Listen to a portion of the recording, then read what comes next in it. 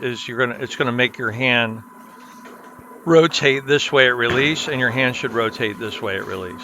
Yep. All right, so let's look at some obvious stuff here. So again, I want to see you not bent over, already preset. So right away, you're early. Your timing's early right there. So you got one-handed timing. Okay. Third step's too big. And now when you get here, your arms do straighten, which is a good thing, but by the time you get here, the ball's already inside of your leg, and you still have weight on your back leg. Okay, because your timing's early. And then you can see the ball here is actually moving away from your center of gravity because of how you used to target, right? So look where your eyes are, right? So the ball's going where your eyes are going, right? So it's moving away from your CG. If I put a line right here, the ball should be going inside that line right here. That's why we got the mirror. You see that? Oh yeah, because that's where your aim. Look where your eyes are. The ball's going exactly where your eyes are going. And that's why you see how you hop? Now you're hopping towards the ball because the weight of the ball is going that way. So the inertia of the ball is pulling you. That's why you're hopping. See that?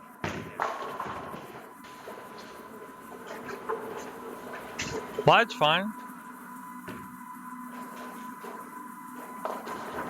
That's really good. Finish position's good. He's really refined everything quite a bit.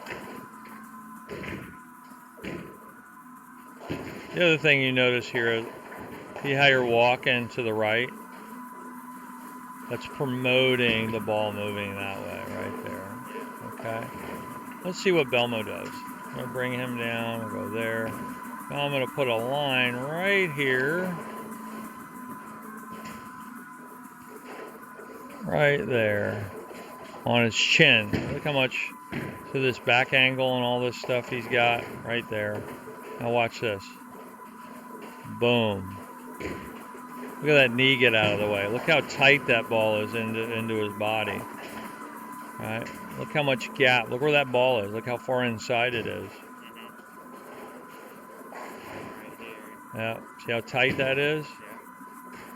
Now he's actually even throwing it over his toe. Like if he laid it down, he'd hit his toe. So everything's got the closer, that's why we're in the mirror, so we can get that ball dropped to the inside.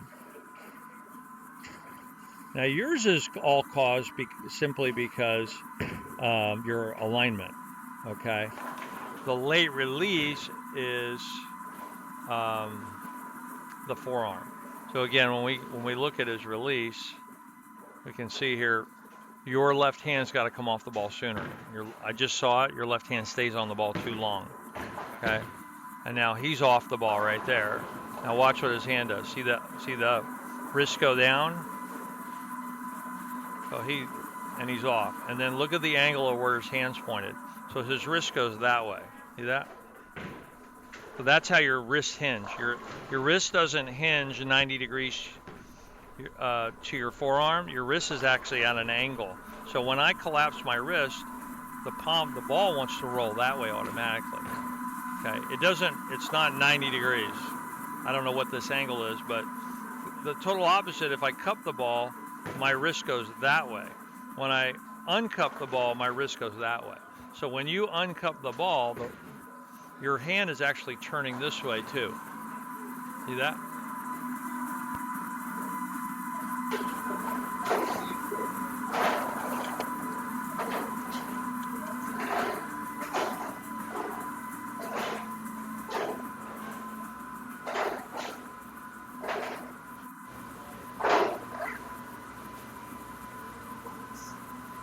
Alright, so one of the things that we can do to help you is we got to get these arms extended. Okay, so you see how the left elbow's bent? Now your hand's in a better spot than it was earlier, for sure. meaning you've got your right hand's more on top of the ball now and the left hand's on the bottom, which is really good. But I mean, getting this arm a bit more. See how the elbow's bent, and again the ball is on your forearm, right? So we're working on that. But let's work on your timing. Oh, it's crazy. Yeah, because then your brain goes back to, oh, this is when I got a ball in my hand. This is what I do. Exactly, Yeah. So.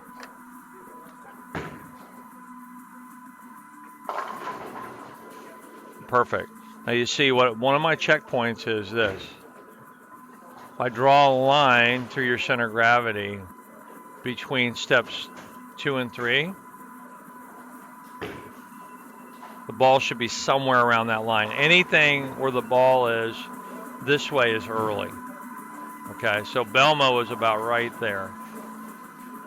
And then you start to bend right there. That's perfect. That's perfect. Now look at your arm stretch out.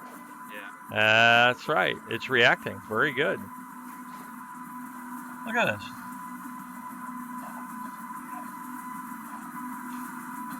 Let's look at the rhythm of it.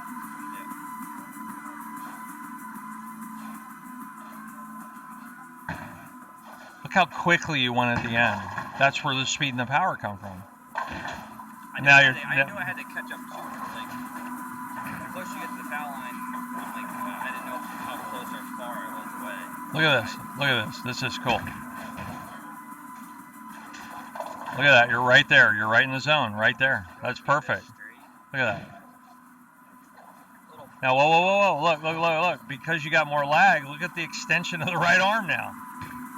That's because you're saving everything for the end. And look at this position right here. That's perfect.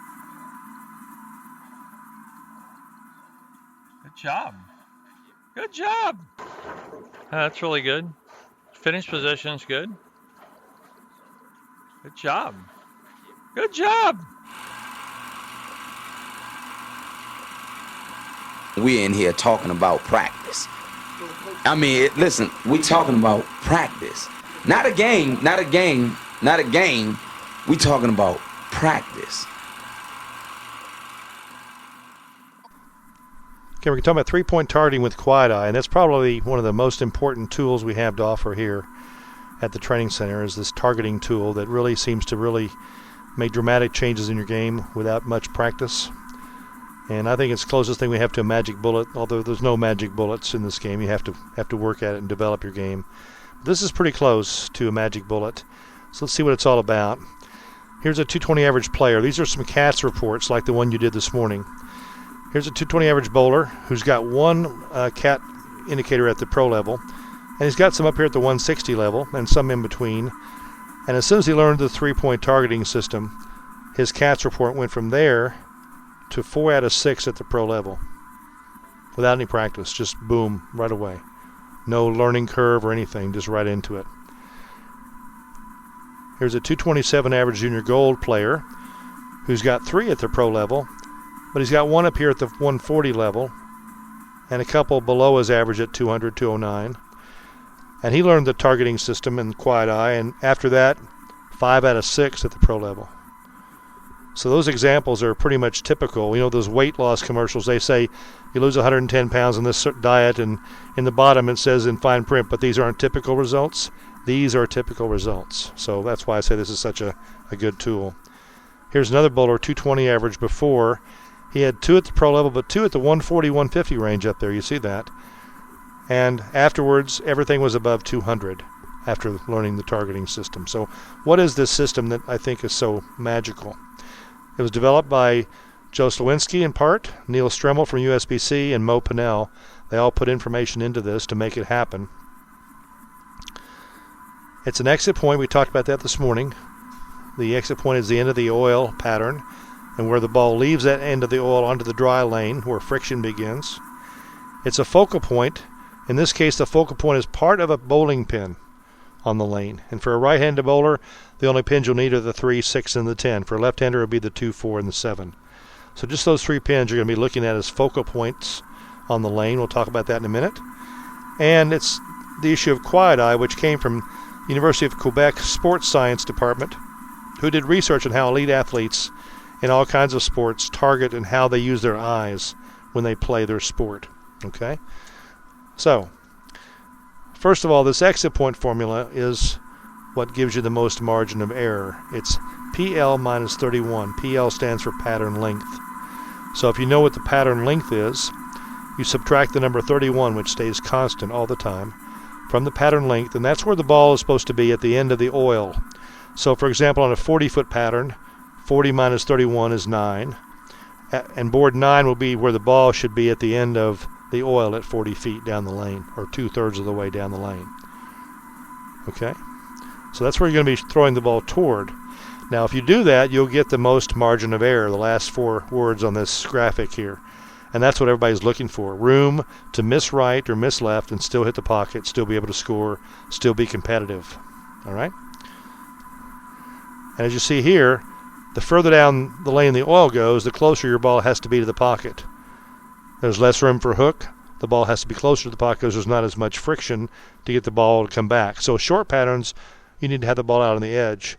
Medium patterns, the ball needs to be closer to the pocket. And long patterns, you need to have the ball even closer to the pocket because there's less room to hook, because the oil goes down the lane further. Makes sense, right? Here's why it works. This is on a short pattern here, about 35 feet. 35 minus 31 is 4. The 4 board is the center of the 10 pin. You see that? If you come back here to the oil graph, here's the 4 board in the oil graph, and outside the 4 board there's what? A lot less oil. Inside is a lot more oil. So if you throw the ball and miss to the right and there's less oil, that means there's more friction. What's the ball going to do? It's going to hook back, right? So that's where you get the help here. If you miss right, the ball hooks back. If you miss left, there's a lot more oil over here, isn't there? So if you miss left, the ball is going to see more oil and less friction. It's going to stay and hold. That's where you get that most margin for error. You see that? So if you get on the target line, you're in great shape. If you miss to the right, it's going to hook back. If you miss to the left, it's going to stay put and hold its position. And that way you have a chance to strike either way. All right? Same thing is true on a longer pattern. Here's a 43-foot pattern. 43 minus 31 is 12. The 12 board is the outside edge of the 3-pin right here. And down here is board 12. And you see again that same thing. To the right of board 12 is less oil. To the left is more oil. So you get help for the ball to hook back on the right, and you get hold because there's more oil on the left. So playing this area is important. I can play in here and strike, but I have to be perfect to do it. Over here I can play in here and I don't have to be perfect. I can miss right, I can miss left and still strike, or hit my target and still strike. Okay? Now we've determined that the bowling ball is released about 6 boards from the inside of the slide foot. And that's what this graphic is showing you here. That's an important thing too, because we have to determine where we want to slide in order to put the ball down in the right place in the lane to hit the target. Okay? Here's Chris Barnes and Tommy Jones from an actual PBA show where they superimposed their shots on the telecast one on top of the other and played them back during the TV show. They're playing on 35 feet. So 35 minus 31 is 4, right? Tommy's playing with a little more hook. He's playing at 40 degrees of angle. Chris is playing at 20 degrees. Their break points are different, but at 35 feet, their bowling balls are both on board 4. And they both made perfect strikes. So using that formula to get that most margin for error, okay? And you can use that formula no matter how much hook you throw, because as you see with Tommy, he's just playing from a different angle, still to the same location though. You follow me? So here's the precision focal points. For each pin, there's 5 locations. A center, a left edge, a right edge, a bottom left, and a bottom right, where these X's are over here on the 3-pin, the 6-pin, the 10-pin.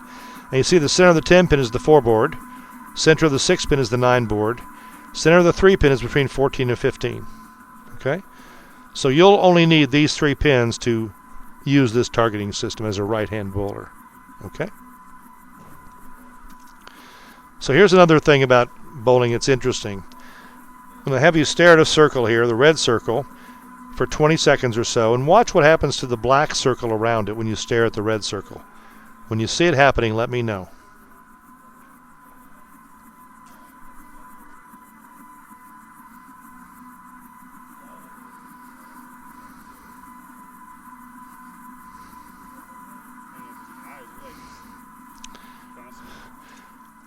The black circle should be disappearing a little bit when you look at the red circle and focus on it.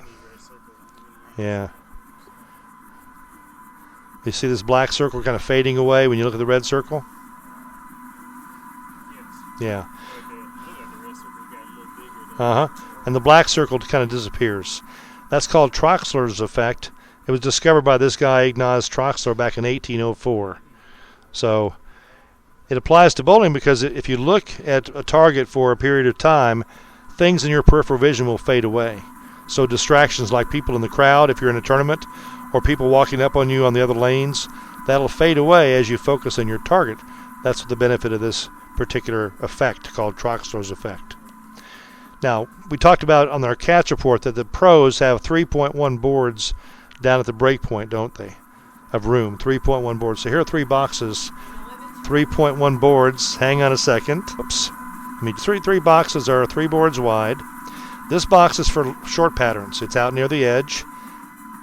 And this is the area that you'd hit to play on short, 3 boards wide. And this corresponds to the focal point of the 10 pin. That's what this arrow is pointing toward, is the 10 pin, okay? On medium patterns, this would be the 3 board wide box, the green box. It corresponds to the 6 pin. And the yellow box corresponds to long patterns and corresponds to the 3 pin, okay? So again, the 3, the 6, and the 10 would be the 3 pins you use as focal points. Now I'll explain how this works in just a minute, so bear with me.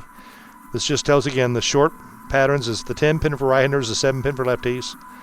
Medium patterns, the 6 pin for righties, the 4 pin for lefties. And the long patterns, the 3 pin for right-handers, the 2 pin for left-handers. Okay. Now, first thing you do is choose the exit point using this formula, PL minus 31. So for our pattern, 40 feet minus 31 is board 9. So you find board 9 here and draw a straight line down to the pins. And we saw before that line down to the pins is going to correspond to the center of the 6 pin. You see it? 9 board right there. So you're going to be looking at the center of the 6 pin as your focal point when we get up and start doing this, okay?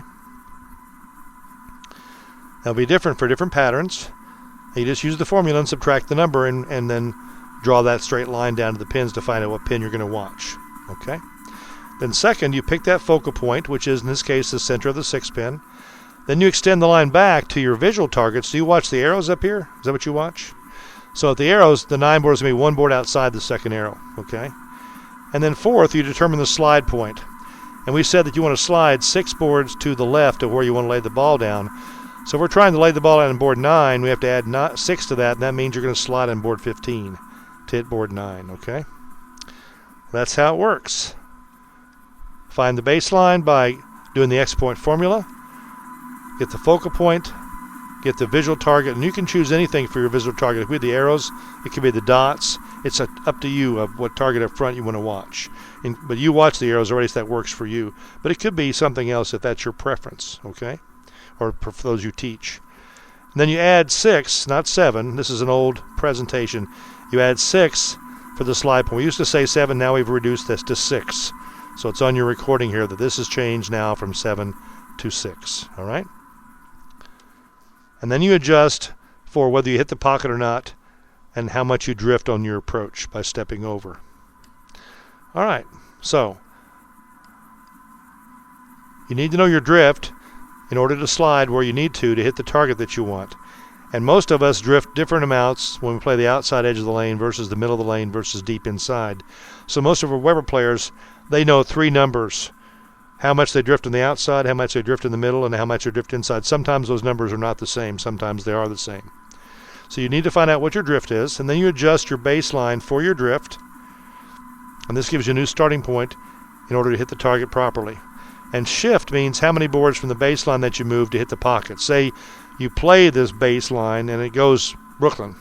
Then you're going to make a shift to get the ball back on the New York side of the pocket. Okay, we'll talk more about that in a minute. Now here is the different trajectories created by the shift. As you move to the left, you're still going to be shooting for this area right here, but you're going to again come from different angles like you saw Tommy Jones and Chris Barnes doing on that TV telecast.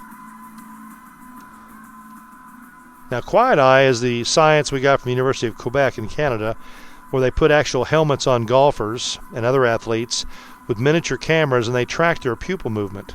Okay? And they found out that elite athletes had longer gaze time on their targets, which makes sense. Their eyes didn't wander around as much. They had less extraneous movements when they were targeting. And the funny thing was, amateur athletes thought they were doing the same thing as the pros, but the truth really was quite different. Here's a putting line in the red. And these are lady professional golfers over here, and these are their eye tracks. And here's novice golfers. Look at the difference in how much eye movement there was off the track, off the target line. And they thought they were doing the same thing as the pros. So you have to kind of train and practice this to get your eyes to do the right thing, okay? Other benefits of quiet eyes, like we talked about, it gives you less distractions, so that Troxler effect. It makes things in your periphery fade away, and it gives you more focus without even trying to focus. Now, you do this process in every single shot, including your spares. Use this targeting system on everything. So here's how it works. You start with your focal point. In our case, that focal point is going to be the center of the 6-pin. You get in your setup and you look at the center of the 6-pin for 2 seconds. You count in your head 1001, 1002. Count to yourself as you look at that 6-pin right in the center of it. Then you bring your eyes back to the visual target, which in your case will be the arrows. You look at the 9 board, which is one board to the right of the second arrow. You spend 2 more seconds looking at the 9 board. And you count in your head 1001, 1002. Okay? Then I suggest taking a breath, as I told you before, letting it out, and then making your move, keeping your eye on the visual target up here at the arrows all the way through your approach like you normally do until the ball passes by it. Okay? So you never look back down at the focal point or the pin. You keep your eye on the visual target up front at the arrows all through your approach just like you normally do. So all we're doing is looking at that focal point for 2 seconds before, and then looking at your target for 2 seconds, and then making your regular approach like you always do with your eyes on your arrow target. Okay? Is that clear? Good. And stop whining and go practice. Let's go practice it.